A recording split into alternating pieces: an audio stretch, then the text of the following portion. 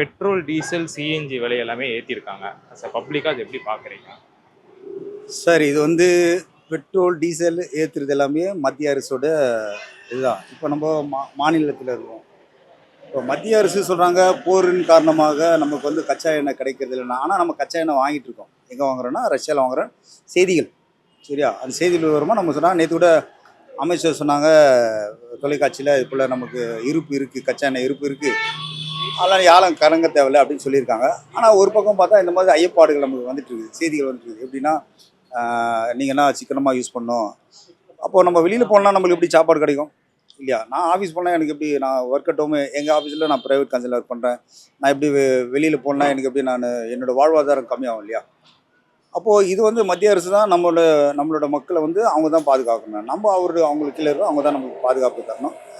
அவங்க தான் இதுக்குண்டான தீர்வுகளை நமக்கு செய்யணும். நமக்கு ஒன்றும் இல்லை, ஒரு 200 போட்டு அடி லோக்கல் தான் ஓட்டிருப்பேன்.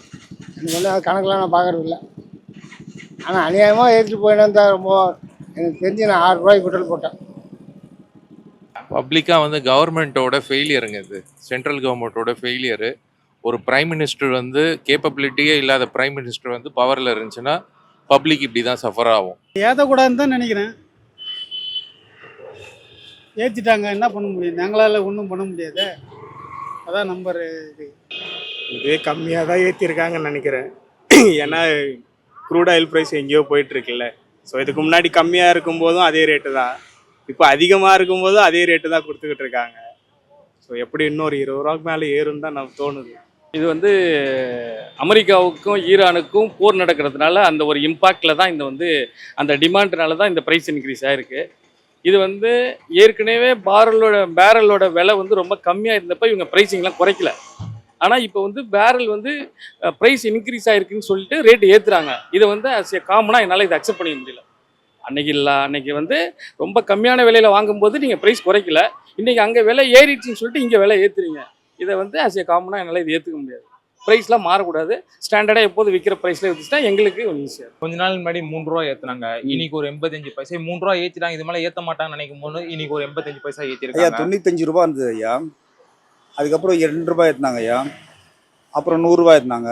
அப்புறம் 104 ரூபாய். இது வந்து இப்போ கச்சா எண்ணெய் வந்து குறைஞ்சிட்டா நம்மளுக்கு குறைச்சிருவாங்களா? கிடையாது. இது நம்ம தான் அது சிந்திக்கணும்.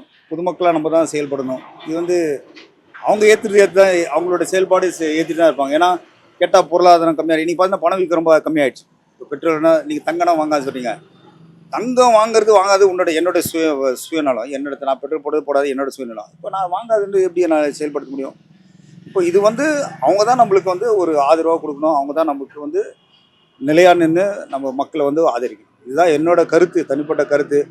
நான் வந்து அவங்க இது வந்து கண்டிப்பாக ஏற தான் செய்யும். வரப்போகிற இந்த தேர்தல் வர வரைக்கும், இந்த நாடாளுமன்ற தேர்தல் வர வரைக்கும் ஏற தான் செய்யும். அதனால் இது வந்து நம்ம எப்படி எதிர்பார்க்கணும், நம்ம தான் சிந்திச்சு நம்ம தான் செயல்படணும். நம்மளுடைய தேவைகளை நம்ம தான் கம்மி பண்ணிக்கணும்.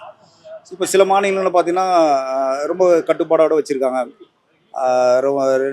ஒரு 2 பேர் வெளியே எங்கேயாச்சும் போனால் 2 பேர் பைக்கில் போங்க, காரில் 4 பேர் இப்படின்னு சொல்லியிருக்காங்க. இது நல்ல ஒரு அறிகுறி தான். ஏன்னா பொருளாதாரத்தை வந்து நம்ம வந்து கம்மி பண்ணுறது நல்ல ஒரு நிகழ்வு தான். ஆனால் இது இப்போ என்னை பற்றி நான் பேசுகிறேன், மற்ற அடித்தரமட்ட மக்களுக்கு வந்து பெரிய பாதிப்பு தான் ஐயா. இப்போ வந்து சில பேர் இப்போ சிற்றுண்டி சாலையெல்லாம் முடியாச்சு, பெரிய ஹோட்டலில் வந்து சில உணவுலாம் கிடையாது. இந்த மாதிரி ஒரு சூழ்நிலை போனால் நம்மளோட பொருளாதாரம் வந்து ரொம்ப கம்மியாகிடும். இது என்னோட தனிப்பட்ட கருத்துங்க ஐயா. 4 பேராக போனால் காரு, இல்லைன்னா 2 வீலர், அது மைலேஜ் வர வண்டி தான். மற்றபடி இந்த ஆக்டிவா இதெல்லாம் கிடையாது. இன்னும் போக போக ஏறும்னு வேற சொல்றாங்க. ஏறிச்சுன்னா என்ன ஆகும்? ஏறியும் தானே இருக்குது. எதுவும் விலைவாசி கம்மியாக மாட்டேங்குது. ஏறினது இருக்குது. அவங்க மினிஸ்டர்லாம் வந்து 50 வண்டியில் போகிறாங்க, மக்கள்லாம் வந்து நடந்து போகணுன்னு சைக்கிளில் போகணும் எதிர்பார்க்குறாரு. தப்புங்க அது. கேப்பபிலிட்டி இல்லைல்ல, அதோட அவுட்கம் தான் இதெல்லாமே. என்னமா பண்ணுவோம்? ஏன்னா நீங்கள் கூட்டாதான் நான் வருவேன், இல்லைன்னா உட்காந்து கிடப்போம். நாங்கள் சிக்கணும். பெரிய கொஞ்சம் வசதியான ஆளுங்களாம் அவங்க வெற்றியாகவே ஓட்டலாம். அதை மாதிரி ஆளும் இருக்குது. அதான் சொல்ல முடியும். சின்ன பயமாக தான் இருக்குது. இதுக்கு முன்னாடி இவங்க டேக்ஸ்லாம் இருந்தது, ஸ்டேட் டேக்ஸு, சென்ட்ரல் டேக்ஸ்லாம் இருந்தது. இப்போ அதெல்லாம் கம்மி பண்ணியுமே அவங்களுக்கு லாபம் வரலன்னும் போது அவங்க ஏற்றி தான் ஆகணும். இதெல்லாம் எப்போ முடியும்னு தெரியல. அதுக்கேற்ற ரேட்டும் சவாரிக்கும் வர்றது கிடையாது. கேட்டாலும் தர மாட்டேங்கிறாங்க. எப்படி போகுது என்ன ஏதுன்னு தெரியல. என்ன பண்ண போகிறோம். இது ரூலிங் பார்ட்டி தான், அவங்க தான் சென்ட்ரலில் அந்த மினிஸ்டரு அவங்க லெவலில் தான் இது ஆக்சுவலாக இது வந்து ப்ரைவேட்டு தானே எடுத்து பண்ணுறாங்க இந்தியாவில். அதானி குரூப்ஸ் தான் பண்ணுறாங்க. இது வந்து அவங்க தான் குறைக்கணும். இதை ஆக்சுவலாக அங்கே பாரல் விலை குறையும் போது அவங்க தான் பெட்ரோல் விலை குறைக்கணும். அதே மாதிரி அங்கே ஏறும்போது ஏற்றுனா அது வந்து உங்களுக்கு நியூட்ரல். இவங்க வந்து அங்கே குறையும் போது இங்கே குறைக்க மாட்டுறாங்க, அங்கே ஏறும்போது இங்கே ஏற்றுறாங்க. அவ்வளோதான். பட் நம்ம கேட்குற இடத்துல நம்ம இல்லை, நம்மளை கருத்து சொல்கிறோம். பட் கேட்குற இடத்துல இன்னும் ஏறும். டாலர் விலை ஏறிட்டே போகுது. கேப்பபிள் இல்லாத பிரைம் மினிஸ்டர் இருந்துச்சுன்னா நாடு இப்படி சஃபர் ஆகும். இது வந்து ஆச்சரியம்லாம் கிடையாது, எதிர்பார்த்த ஒன்று தான். போவங்க இன்னொரு 10 ரூபாய் மேலே ஏறினா கூட ஆச்சரியப்படுறதுக்கு இல்லை. கட்டுப்படிலாம் இப்போதைக்கு ஆகலை சார். ஸ்கூலில் லீவு, இது ஸ்கூல் ஓடினா எங்களுக்கு ஒரு அளவுக்கு ஓடும். இப்போதைக்கு சுத்தமாக இல்லை. அவ்வளோ ஒரு 400-300 சம்பாதிக்கிறதே பெரிய கஷ்டமாக இருக்குது. அதில் டீசல் பெட்ரோல் போட்டுக்கணும். அடுத்த வந்து வீட்டுக்கும் பார்க்கணும். நாங்களும் ஒரு கோட்ரு வாங்கணும். கண்டிப்பாக ஏறது தான் செய்யணும். தலைமை ஒரு வீட்டுக்கு 4 வண்டிக்குது. கார்லேருந்து 2 வீலர்லேருந்து சுசி அது எல்லா வண்டியும் இருக்குது. அதனால பெரும்பாலும் சவாரியே ஆகலை. அவங்களே எடுத்துக்கிறாங்க, சொந்தமாக வண்டிகள் எடுத்து அவங்களே ஓட்டிக்கிட்டு. இப்போ சிஎன்ஜிக்கு எவ்வளோ போடுறீங்க? 1 கிலோக்கு எவ்வளோ ஆகுது? 95 ரூபா ஆகுது. 95 ரூபா. அதான் 92 ரூபா இருந்தது, இப்போ 3 ரூபாய். 3 ரூபாய் ஏற்றிட்டாங்க. நீங்களே தொட்டிங்க 3 ரூபாய் ஏற்றிச்சு. தெரியும். இன்னும் எவ்வளோ தூரம் போகும்னு நினைக்கிறீங்க? ரேட்டா எவ்வளோ தூரம் போதோ போயிட்டு கிட்ட போக வேண்டியதான். நம்மளால ஒன்றும் பண்ண முடியாது. கொஞ்சம் கஷ்டம்தான். கஷ்டம்னா நார்மலாக கறி சோறு சாப்பிட்றதோட மீன் சோறு, அது இல்லைன்னா சாம்பார் சாதம் இல்லை ரசம் சாதம் போட்டு சாப்பிட வேண்டியது தான். நம்மளால ஒன்றும் பண்ண முடியாது. கவர்மெண்ட் மாறணுங்க, மாறிச்சுன்னா வந்து எல்லாம் சரிப்பட்டு வரும். போன வாட்டி புதுசாக வந்த கவர்மெண்ட் வந்து தமிழ்நாட்டுக்கு வந்து பெட்ரோல் ஹைக் வந்து கொஞ்சம் கம்மி பண்ணாங்க. இப்போ ஒரு புது கவர்மெண்ட் ஃபார்ம் ஆயிருக்கு.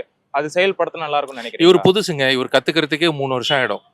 4வது வருஷம் 5வது வருஷம் வந்து அவர் வந்து பெர்ஃபார்ம் பண்றதுக்கு வாய்ப்பு இருக்கு. இவருக்கு தெரியல, தெரியாத ஒருத்தர்கிட்ட வந்து ஒரு ஸ்டேட்டை பெர்ஃபார்ம் பண்ற ஸ்டேட்டை கொடுத்துட்டு இப்போ இருக்கிற பெர்ஃபார்மன்ஸை வந்து அவர் ரீட்டைன் பண்ணாலே பெரிய விஷயம். அதுவே வந்து நடக்குமான்றது வந்து ஒரு பெரிய கொஸ்டின் இருக்குது. ஸோ டவுன்ஃபால் வந்து கண்ணுக்கு எதிர்க்க நிறைய தெரியுது. வெயிட் பண்ணி பார்த்தோம்னா அந்த டவுன்ஃபாலை வந்து நம்ம பார்க்கலாம். பட் ஷுவராக டவுன்ஃபால் இருக்குது, ஸ்டேட்டுக்கும் இருக்குது. ஆப்வியஸ்லி கண்ட்ரி வந்து டவுன்ஃபாலில் தான் போயிட்டு இருக்குது. ஸ்டேட்டாவது ஓரளவு பெர்ஃபார்ம் பண்ணிச்சு. இப்போ அதுக்கும் வந்து நம்ம ஒரு பீகார் மாதிரியோ உத்தரப்பிரதேஷ் மாதிரியோ நம்ம வந்து வெயிட் பண்ண வேண்டியதுதான். இல்லை அப்படி இருக்காது. அதுதான் கேரளாவில் ஏதோ போட்டிருக்காங்கல்ல, ஒரு ஆளுக்கு இவ்வளோதான் டீசல் இவ்வளோதான் பெட்ரோல் வாங்கணும்னு சொல்லி போட்டிருக்காங்க. அந்த மாதிரி வராத வரைக்கும் நமக்கு பரவாயில்ல. ஆனால் கேஸ் ரேட்டு தான் டபுளாக ஏறின மாதிரி இருக்குது. எல்பிஜி கேஸ் ஆட்டோது 60 ரூபா இருந்தது, இப்போ 90 ரூபா, ஒரு சில இடத்துல 100 ரூபா. ஆனால் எங்களுக்கு வர ரேட் எல்லாமே அதே ரேட்டு தான் வருது. ஸோ அப்படின்னும்போது என்ன எப்படி இதை டீல் பண்ண போகிறேன்னே புரியல. அது என்ன சொல்கிறது. ஸ்டேட் கவர்மெண்ட் இதில் ஏதாவது தலையிட்டு ஏதாவது ஒரு சின்ன அமௌண்ட் ஏதாவது டிஸ்கவுண்ட் பண்ணால் நல்லா இருக்கும்னு யோசிக்கிறீங்களா? அவங்க எவ்வளோ பண்ணாலும் கம்மியாகுது. இல்லை இருக்கிறத கொஞ்சம் டேமேஜ் கண்ட்ரோல் பண்ணலாம்ல. அதுக்கு இப்போ ஆக்சுவல் ப்ரைஸ் என்னன்னு தெரியலல்ல நமக்கு க்ரூட் ஆயில்டு. ஸோ ஃபஸ்ட்டுன்னா ஒரு $40 இருக்கும்போது இவங்க 100 ரூபா போட்டாங்க, ஆளுக்கு 30 ரூபா எடுத்துக்கிட்டாங்க. இப்போ க்ரூட் ஆயில் ப்ரைஸே $100 மேலே போயிட்டுருக்கு. இப்போ இதில் டேக்ஸ் எவ்வளோ பிடிக்கிறாங்கன்றதும் நமக்கு தெரியாது. ஆக்சுவலாக கம்பெனிக்கு எவ்வளோ போகுதுன்றதும் தெரியாது. ஸோ இதில் இவங்க எவ்வளோ கம்மி பண்ணுவாங்கன்றது சாதாரண மக்களுக்கு நமக்கு அது புரியவே புரியாது. கம்மி பண்ணணும்னா கம்மி பண்ணால் எங்களுக்கு நல்லது தான். ஆனால் இது எவ்வளோ கம்மி அதுக்கு வாய்ப்பு இல்லை. இப்போ வேறு நம்மளது புது கவர்மெண்ட் வேறு. ஸோ அவர் எப்போ இதை பண்ணுவாருன்னு தெரியாது. ஸோ அதனால் ரொம்ப டவுட்டு தான் இவங்க கம்மி பண்ணுவாங்கன்றது. அவங்கள எதிர்பார்த்துட்டு இருக்க முடியாது. அட்லீஸ்ட் எவ்வளோ முடியுமோ அதுக்கேற்ற மாதிரி சிக்கனமாக யூஸ் பண்ண தான் முடியும் நம்மளால. பெட்ரோல் 103 தாண்டிடுச்சு, டீசலும் 104 ரூபாய். 104 ரூபாய் ஓகே வந்துருச்சு. நீங்க சொல்ற மாதிரி எல்பிஜி வந்து 95 ரூபாய் ஆயிடுச்சு. வரக்கூடிய நாட்கள்ல இன்னும் இது எவ்வளவு அதிகரிக்கும் நினைக்கிறீங்க? எவ்வளோ சீக்கிரம் ஈரான் முடியுதோ அவ்வளோ சீக்கிரம் நமக்கு நல்லது. அது முடிஞ்சாதான் இதுக்கான ஏதாவது சொல்யூஷன் ஏதாவது ட்ரை பண்ணுவாங்க. ஸோ அது முடியாத வரையும் ப்ரைஸ் கம்மியாக வாய்ப்பே இல்லை. என்ன பண்ண போறோன்னு புரியல, கஷ்டமாக தான் இருக்கு நமக்கு. அந்த ஒரு 2-3 நாள் முன்னாடி ஒரு 3 ரூபாய் ஏத்துனாங்க. ஆமா, இன்னைக்கு ஒரு 85 பைசா ஏத்திக்கிறாங்க. வரக்கூடிய நாட்கள்ல இன்னும் எவ்வளவு போகும்னு நினைக்கிறீங்க? அதுதான் எலெக்ஷன். அவங்களுக்கு இன்னும் ஒரு 1 இயருக்கு எந்த எலெக்ஷனுமே கிடையாது. இந்த 1 இயருக்கு ஃபுல்லாக ஏறிட்டு தான் இருக்கும். மேபி இன்னும் நியர்பை ஒரு 10 rupees கூட ஏறதுக்கு வாய்ப்பு இருக்கு. மறுபடியும் அடுத்த எம்பி எலெக்ஷன் முன்னாடி தான் குறைப்பாங்க. அது வரையும் குறைக்க மாட்டாங்க, ஏறிட்டு தான் இருக்கும் ப்ரைஸ். பிரதமர் மோடி என்ன சொல்லியிருக்காருன்னா, எல்லாத்தையும் கொஞ்சம் சிக்கனமா பயன்படுத்துங்க. பெட்ரோல், டீசல், கச்சா எண்ணெய், நம்ம பெட்ரோல், டீசல், சிஎன்ஜினா கொஞ்சம் சிக்கனமா பயன்படுத்துங்கன்றாரு. அது கிடைக்காதுன்ற ஒரு காலகட்டத்துக்கு போறோம்னு நினைக்கிறீங்களா? இல்லை அது டிமாண்ட் ரொம்ப அதிகமாக இருக்குது. அது நம்ம எப்படி உள்வாங்கணும்னா அது ரொம்ப டிமாண்ட், இது ரொம்ப ஷார்ட்டேஜில் இருக்குது, அவ்வளோதான். நமக்கு இப்போ அந்த அந்த போருக்கு முடிவுக்கு வந்தால் தான் நம்ம அது போக முடியும். மேக்ஸிமம் அவர் சொல்கிற ஐடியாலஜி கரெக்ட். நம்ம கொஞ்சம் கம்மியாக யூஸ் பண்ணோன்னா கொஞ்சம் டிமாண்ட் குறையணும். Okay okay. இதை நீங்க எப்படி சமாளிக்க போறீங்க ஆஸ் அ பப்ளிக்கா இந்த விலையேற்றத்தினால? நமக்கு நம்மளால எப்படி நமக்கு ஒரு நம்ம சைடில் நம்மளால் எவ்வளோ முடியுமோ அதை நம்ம கம்மி பண்ணிக்கலாம். பெட்ரோல் யூசேஜ் கொஞ்சம் கம்மி பண்ணிக்கலாம். அதே மாதிரி சிஎன்ஜி ஆட்டோ வச்சுக்கோங்க, கொஞ்சம் கம்மியாக யூஸ் பண்ணால் நம்ம அந்த நார்மல் ஆகிற வரையும் நம்ம பேலன்ஸ் பண்ணிக்கலாம். சரி ஓகே ஓகே. தேங்க்யூ.